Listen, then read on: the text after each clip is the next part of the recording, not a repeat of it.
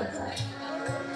তো আমার তো সেই ভাব হলো না, আমার দ্বারা তো গুরু ভজন হলো না, আমার জীবন তো বড় বেকারি কাজে চলে গেল।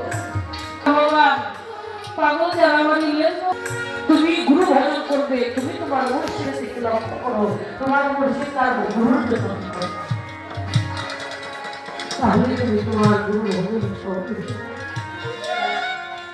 তাই বাবা গুরু বলে কাছে তার বসে থাকতো,